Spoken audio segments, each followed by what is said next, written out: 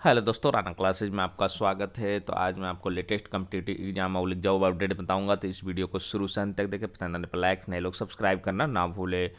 तो आज शुरुआत करते हैं। बहुत सारी खबरें हैं तो शुरू करते हैं। संविदा कर्मियों की सुविधा में नहीं होगी कोई कटौती।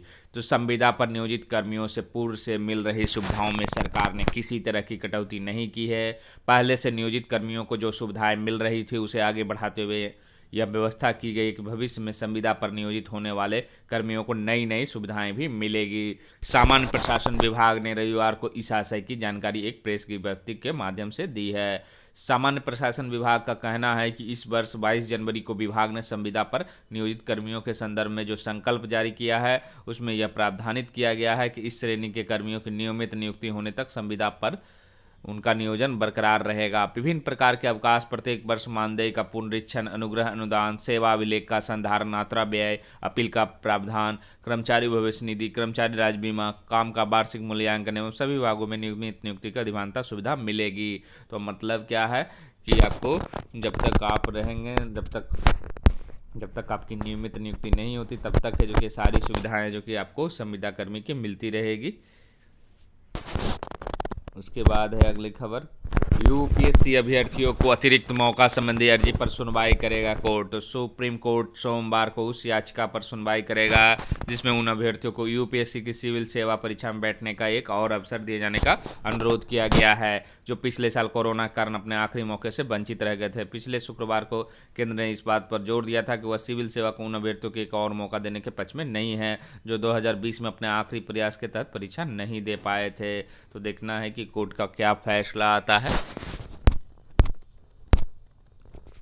शिक्षा विभाग में 3,000 क्लर्कों की होगी बहाली। तो झारखंड के शिक्षा विभाग में जल्द ही 3,000 क्लर्कों की बहाली होगी। यह बहाली हाई स्कूल और +2 स्कूल समेत प्रखंड से लेकर प्रमंडल स्तर के शिक्षा विभाग के कार्यालयों में होगी। स्कूली शिक्षा और साक्षरता विभाग ने इसकी तैयारी शुरू कर दी है। सभी प्रमंडलों से इसकी रिपोर्ट मांगी गई है। शिक्षा सचिव राहुल शर्मा ने 30 जनवरी को तक ग्रेड 3 संवर्ग में खाली सीटों की सूचना, आरक्षण रोस्टर का अनुपालन कराकर उपलब्ध कराने को कहा गया है। शिक्षा सचिव ने आरडीडी, डीओ, डीएससी, जिला विद्यालय निरीक्षक, क्षेत्र शिक्षा पदाधिकारी, प्रखंड शिक्षा प्रसार पदाधिकारी, डायट प्रशिक्षण संस्थान, +2 स्कूल और हाई स्कूल में खाली क्लर्क के पदों पर संख्या मांगी है। उन्होंने आरक्षण रोस्टर का पालन करते हुए आरक्षण रोस्टर वार रिक्तियों की संख्या उपलब्ध कराने को कहा है। स्कूल, प्रखंड, अनुमंडल, जिला से लेकर प्रमंडल स्तर पर शिक्षा विभाग के कार्यालयों में क्लर्क की खाली पदों की संख्या निकलकर सामने आने के बाद उस पर नियुक्ति प्रक्रिया शुरू की जा सकेगी। प्रखंड से लेकर प्रमंडल स्तर के शिक्षा कार्यालयों में क्लर्क के पद हैं जो अनुकंपा के आधार पर ही भर लिए जाते हैं। स्कूलों में शिक्षकों को ही क्लर्क का काम करना पड़ता है। बोकारो, लोहरदगा, जमशेदपुर समेत कुछ जिलों में क्लर्क पद भी स्वीकृत नहीं हो सका है। तो मतलब क्या है, शिक्षा विभाग में आपको 3,000 क्लर्कों की बहाली होगी। इसके लिए रोस्टर शुरू हो गया और इसकी विज्ञापन जेएसएससी से आएगी। अब सबसे बड़ा सवाल है कि क्या बिहार और उत्तर प्रदेश या बंगाल या छत्तीसगढ़ के छात्र भर सकते हैं? तो बिल्कुल नहीं भर सकते, क्योंकि 4800 ग्रेड पे के नीचे रहेगी और ये पूरी तरह झारखंड के निवासी होना चाहिए। झारखंड गठन के बाद से नियुक्ति नहीं हुई है। तो शिक्षा विभाग के कार्यालयों में स्थायी क्लर्क की नियुक्ति झारखंड गठन के बाद से नहीं हुई है। राज्य में नए हाई स्कूल और +2 स्कूल खुले पर क्लर्क नियुक्ति नहीं हो सके। 90 के दशक में क्लर्क की नियुक्ति हुई थी। 1987 के बाद नहीं हो सकी क्लर्कों की बहाली। तो संयुक्त बिहार 1987 में क्लर्क की नियुक्ति हुई थी। इसके बाद से क्लर्क पद पर नियुक्ति नहीं हुई है। स्कूलों, आरडीडी, डीओ, डीएससी ऑफिस में क्लर्क अधिकांश पद अनुकंपा पर नियुक्ति हुई है। 30 जनवरी तक जिलों से मांगी गई है रिक्तियां और 300 से करीब रिक्ति प्रमंडल से प्रखंड शिक्षा कार्यालय में है जो कि है। तो 30 जनवरी तक मांगा गया है और 2337 जो है आपको संख्या है हाई स्कूल +2 में। एक और क्लर्क के स्वीकृत पद हैं 1 से 3 है। इसमें करीब कुल स्वीकृत पद है 3500। कुल पद रिक्ति है स्कूलों में 2700 और 300 प्रमंडल स्तर से प्रखंड से लेकर शिक्षा कार्यालयों में। तो ये बड़ी खबर है और इसका इंतज़ार रहेगा, खासकर झारखंड के जो तैयारी करते हैं, झारखंड के जो निवासी हैं, उनके लिए तो बहुत बेहतरीन मौका होगा जब ये बहाली जेएसएससी से आएगी। सहायक अभियंता मुख्य परीक्षा में 3107 पास। तो बीपीएससी जो कि 10 बजे जो कि रिजल्ट जारी कर दिया था। 3107 लोग हैं जो कि सफल हुए थे और 9264 अभ्यर्थी परीक्षा में शामिल हुए थे मुख्य परीक्षा में। और ये असिस्टेंट इंजीनियर सिविल की परीक्षा थी। अनारक्षित में 1858, अनुसूचित जाति में 376, अनुसूचित जनजाति में 11, अत्यंत पिछड़ा वर्ग में 621, पिछड़ा वर्ग में 241, पथ निर्माण विभाग में 236, लोक स्वास्थ्य अभियंत्रण विभाग में 64, लघु जल संसाधन विभाग में 284, भवन निर्माण में 122, ग्रामीण कार्य विभाग में 250, योजना एवं विकास विभाग में 270। तो इसके लिए कोर्ट में भी गया था, पीटी की परीक्षा ली गई थी। पीटी परीक्षा के प्रश्न के पत्र के विकल्प में गड़बड़ी का आरोप लगते हुए अभ्यर्थियों ने कोर्ट का दरवाजा खटखटाया था, जहां हाई कोर्ट की सिंगल बेंच ने अभ्यर्थियों के पक्ष में फैसला सुनाया था। बाद में बीपीएससी ने डबल बेंच में अपील की, जहां कोर्ट ने आयोग के पक्ष में फैसला सुनाते रिजल्ट जारी करने का आदेश दिया।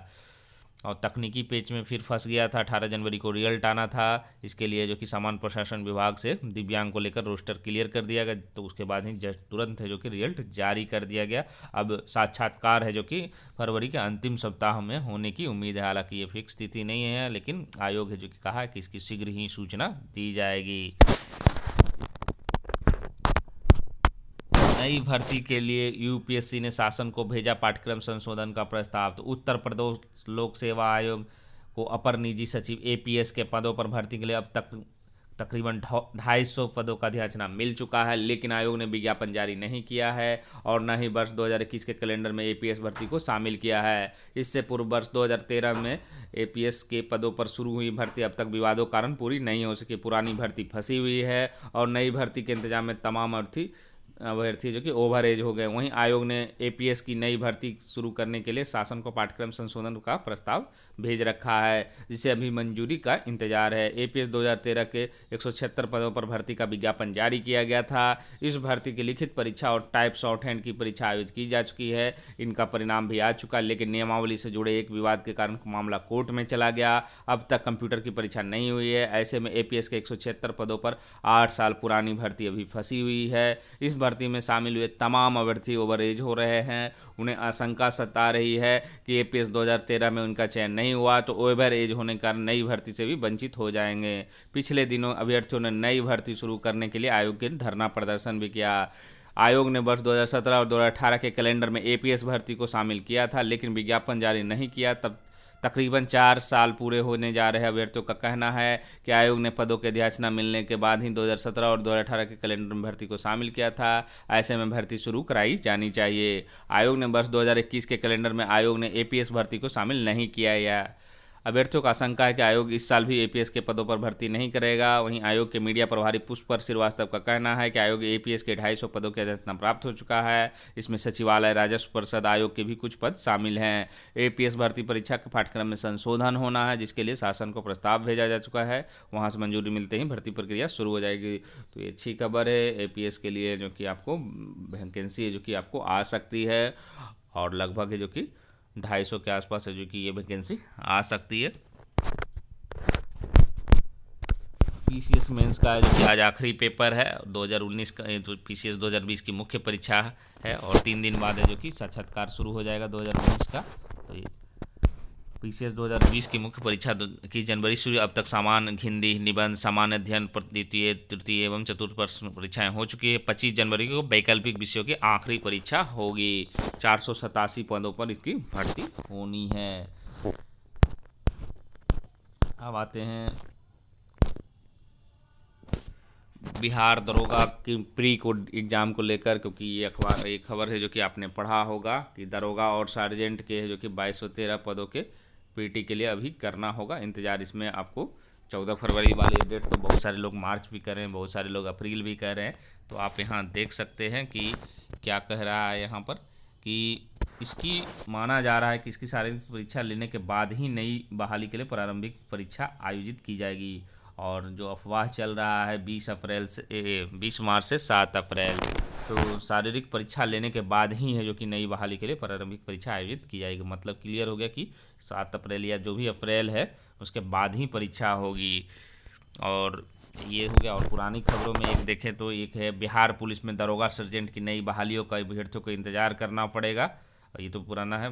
संभावना जताई जा रही इस बहाली के पूरा होने के बाद ही दूसरी बहाली प्रक्रिया शुरू हो जाएगी। ये और 2213 पदों के लिए बहाली के नया विज्ञापन जारी किया गया। इसके लिए आवेदन लिया जा चुका है।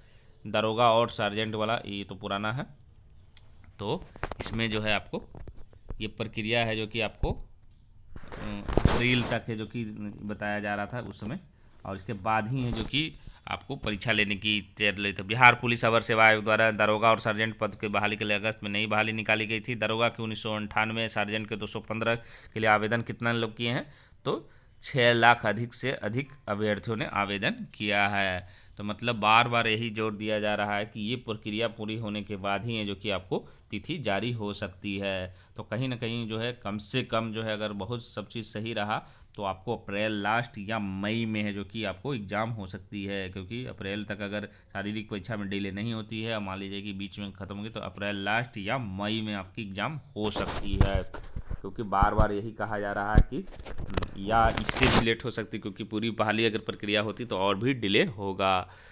तो इसी को आधार रखते हुए आप ये जो है बीपीएसएससी का बिहार दरोगा का तैयारी करें। और करेंट अफेयर्स पर है जो कि प्री है, इसीलिए करेंट अफेयर्स पर ज़्यादा जोर दें, खासकर जुलाई 2020 से है जो कि जून या जुलाई 2020 से आप करेंट अफेयर्स पर ज़्यादा ध्यान दें।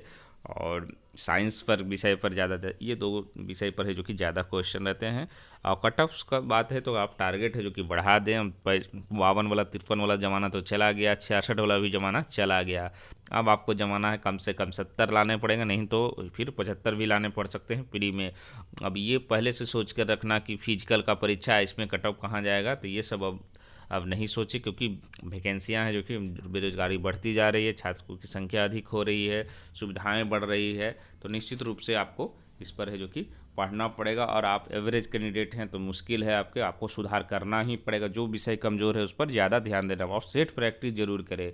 और नए लड़के जहाँ तक है तो आप पहले बेसिक सही करें, क्योंकि शुरू में सेट प्रैक्टिस बनाएंगे तो काफ़ी कम मार्क्स आएंगे। तो आप जहाँ से भी पढ़ते हो, चाहे घटना चक्र पढ़ते हो, लूसेंट पढ़ते हो या अन्य किताबें पढ़ते हैं, वहाँ से पहले बेसिक सही कर ले। और आपको तुरंत रिजल्ट नहीं आ रहा, क्योंकि जीएस में थोड़ा समय लगता है। ऐसा नहीं कि कोई 2 महीना में शुरू करे जीएस और कह दे कि मेरा रिजल्ट हो जाए और फाइनल भी है, तो ऐसे चमत्कार बहुत कम होते हैं।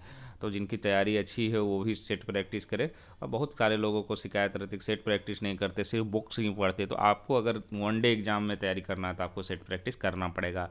आप अगर मेंस की तैयारी करते हैं, बीपीएससी या यूपीएससी या अन्य राज्य लोक सेवा आयोग की करते हैं, तब आपको सेट प्रैक्टिस की ज़रूरत नहीं पड़ती है। लेकिन यहाँ वनडे एग्जाम अगर आप करते हैं तो आपको सेट प्रैक्टिस करना ही होगा, तभी है जो कि आपको रिजल्ट चाहे बिहार दरोगा प्री हो या अन्य एग्जाम हो उसमें आ सकते हैं। तो इसी डेट को लेकर अभी से टारगेट करें और ज़्यादा से ज़्यादा है जो कि सेट प्रैक्टिस करें, सुधार करें। अगर आपके स्कोर कम आ रहे हैं तो भी निराश नहीं होना, क्योंकि अभी आपके पास 2 से 3 महीने हैं जो कि आपको समय है। और जिनके अच्छे स्कोर आ रहे हैं ये भी घमंड में ना रहा है कि बहुत स्कोर आ रहा है, बनाने की क्या ज़रूरत है, मैं तो दूंगा, और अगले बार भी प्री निकाला था, इस बार भी आराम से हो जाएगा, मेंस भी मैंने, तो ये सब घमंड में ना रहे। और जिनके मेंस में अच्छे मार्क्स आ रहे हैं, थोड़ा सा दूर है, तो वो है जो कि फिजिकल पर है जो कि ज़्यादा जोर दें। तो इसी के साथ धन्यवाद।